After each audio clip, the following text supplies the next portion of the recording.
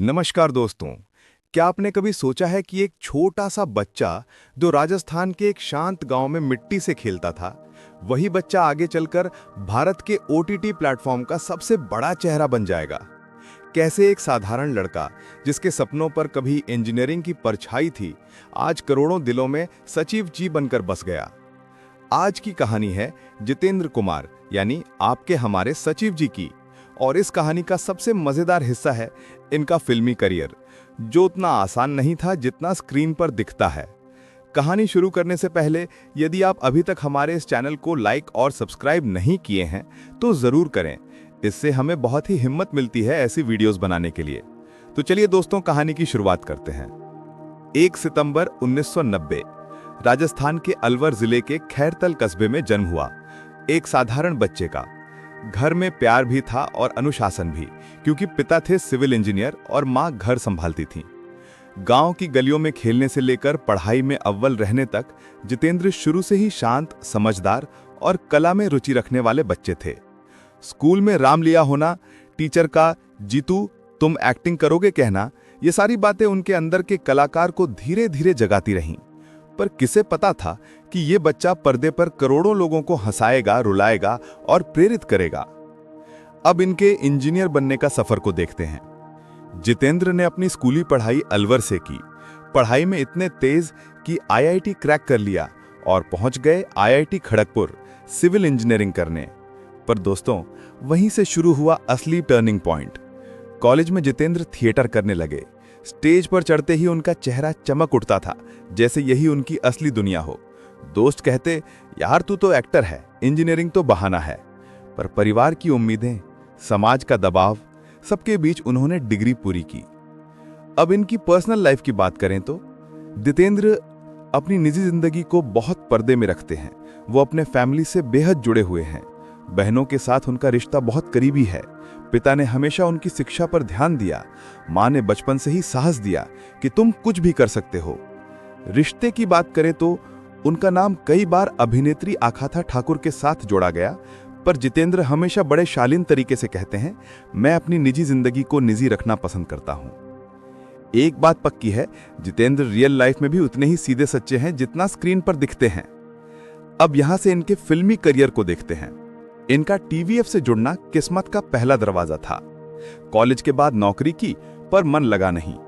तभी टीवीएफ के संस्थापक अरुणाभ कुमार ने उन्हें देखा और बोले, चलो हमारे साथ काम करो, तुम में आग है।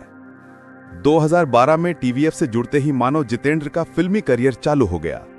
छोटे छोटे role, sketch videos, comedy, emotion, हर जगह उन्होंने अपना बेस्ट दिया।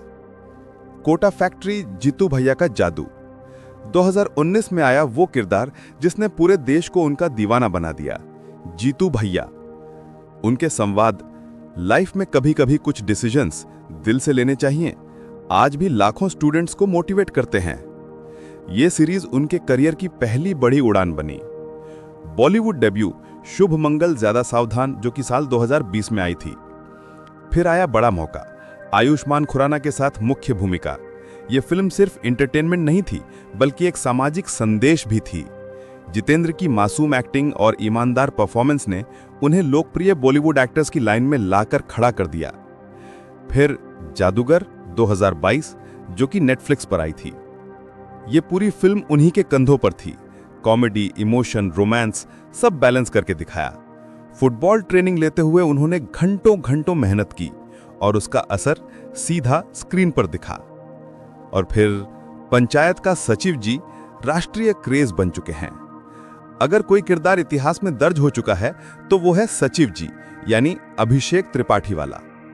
सीरीज के हर सीजन में जितेंद्र ने एक साधारण ग्रामीण युवक की मजबूरी, बुद्धिमानी और संघर्ष को इतना असली तरीके से निभाया कि देश भर के लोग उन्हें अपने गांव का लड़का मानने लगे।